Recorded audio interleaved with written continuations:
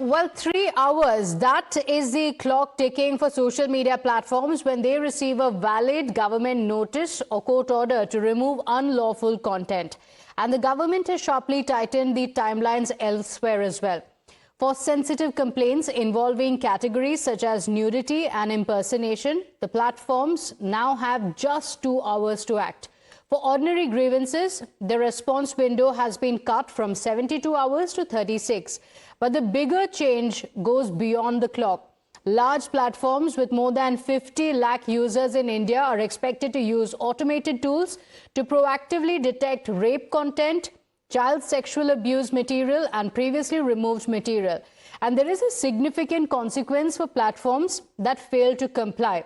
They can lose the Section 79 safe harbor protection that shields intermediaries from liability for third-party content. That means the new framework puts platforms under much greater pressure to identify, review and remove flagged content quickly.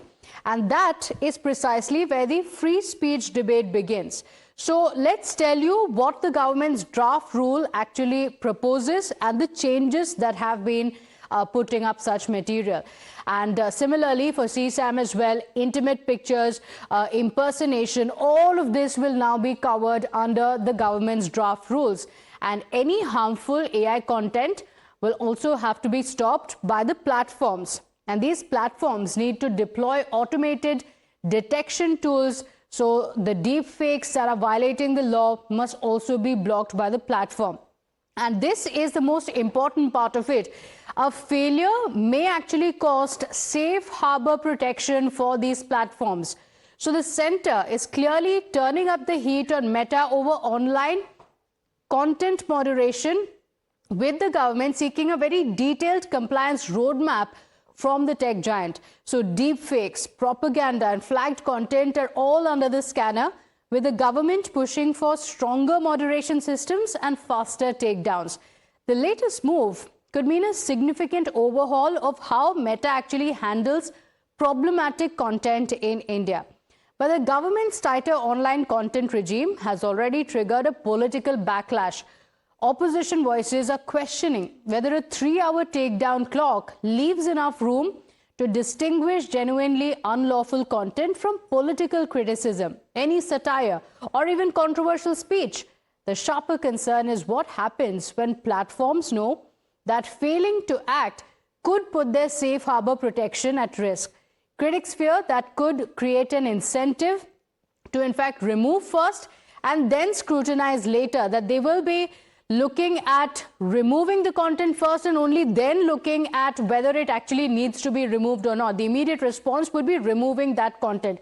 So let's get you what this actually means and what the opposition has said, because the opposition has criticized it, saying that this will curb free speech and it will curtail free speech in the country, with Arvind Kejriwal saying the Prime Minister Modi ji is afraid since the Gen Z protest, saying this is a direct result of the Gen Z protests and this suppression will only fuel the anger. That's what the former Delhi CM has said. But there is criticism coming in from Saurav Das as well, the Cockroach Janata Party spokesperson, who said that will it also apply to IT cell Turupi tweet trolls, and saying that it is draconian and unacceptable. There are others as well who have criticized it, including the Congress leader Srinivas BV, who says that there will be an atmosphere of fear. And this, in fact, also is an atmosphere of fear where the government propaganda get labels as well. That's the question being asked, saying this is actually centralizing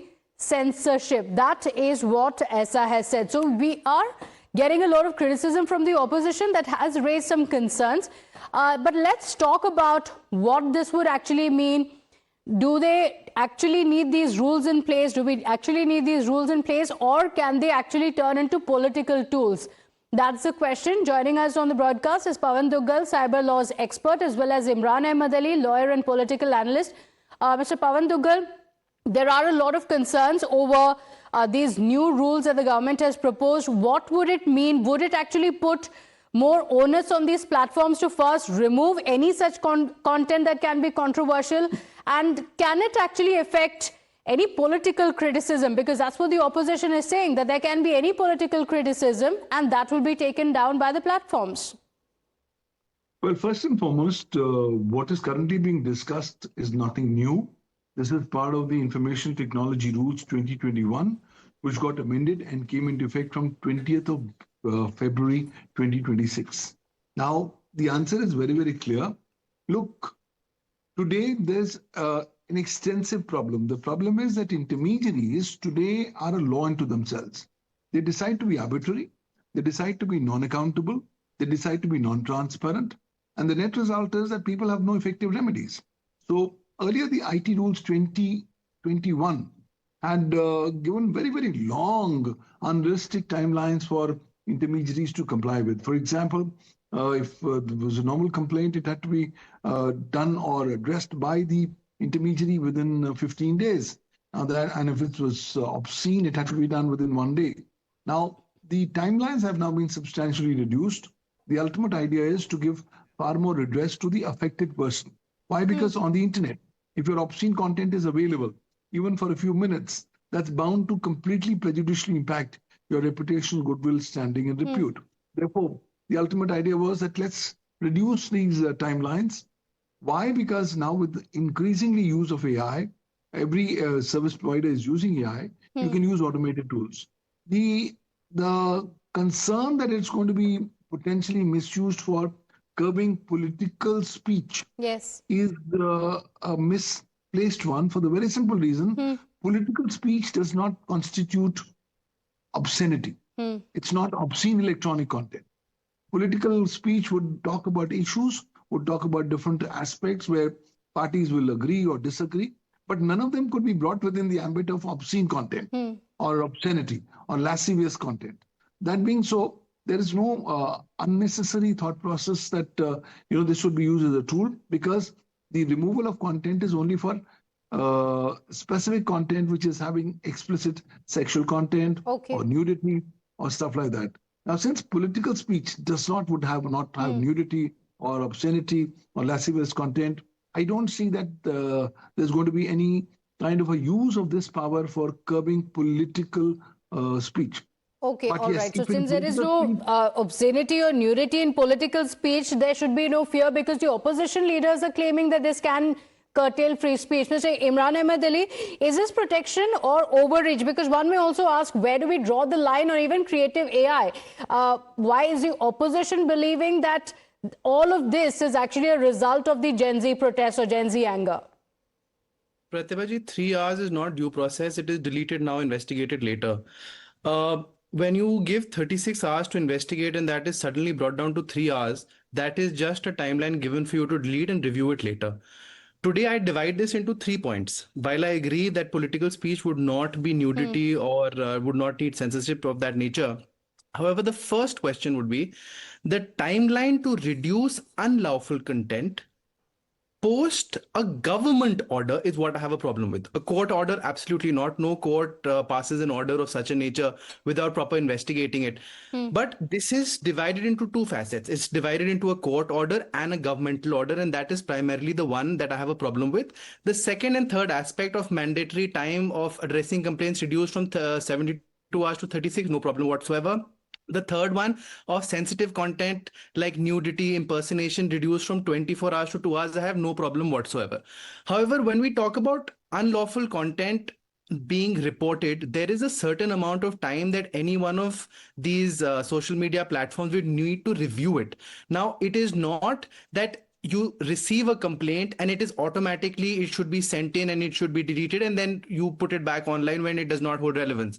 When you specifically asked me about the CJP protest, if content would have been removed within 3 hours, today Dharmendra Pradhan would still have been the Minister of Education, because it would not have had the wide impact that it had all over the country, because the government would have gone ahead and removed all the content. Now, today, controversial opinions like the E20, which is all over social media, the moment an infrastructure project fails within days of it being inaugurated, the healthcare lapses that happened during COVID-19. Now, these were things that people like you and me got to know because of social media. And I can speak for myself. Now, when we talk about a complaint being received, you have to take into account that it means receiving of complaint, it means examining it, it means Okay. determining whether it violates the law or not. It means seeking clarification from your legal experts, whoever you have impaneled.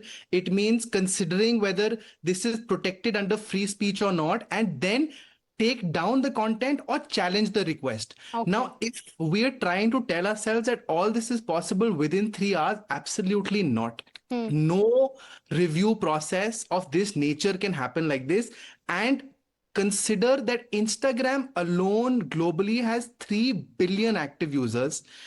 In 2024, Meta specifically stated that they have 15,000 human content reviewers. Now, if you do the math, one content reviewer, if you do, and I'm not even going into language barriers, I'm not even going into countries, regions, I'm not going into that. A simple mathematical calculation would mean one reviewer to 2 lakh accounts.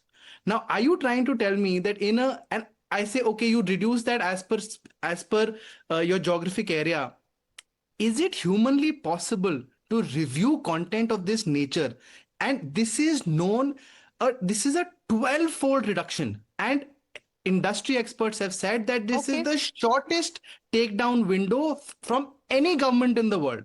Okay. Now, this is what we really need to review. And freedom of speech has restrictions, but at the end, it is protected by the Constitution of India, 1918. Okay, so you're saying that the rules in place are fine, but they are harsh in certain areas, and that's what needs to be discussed. But I think we can all agree the digital landscape in itself has changed a lot, which is why these rules have been brought in as well.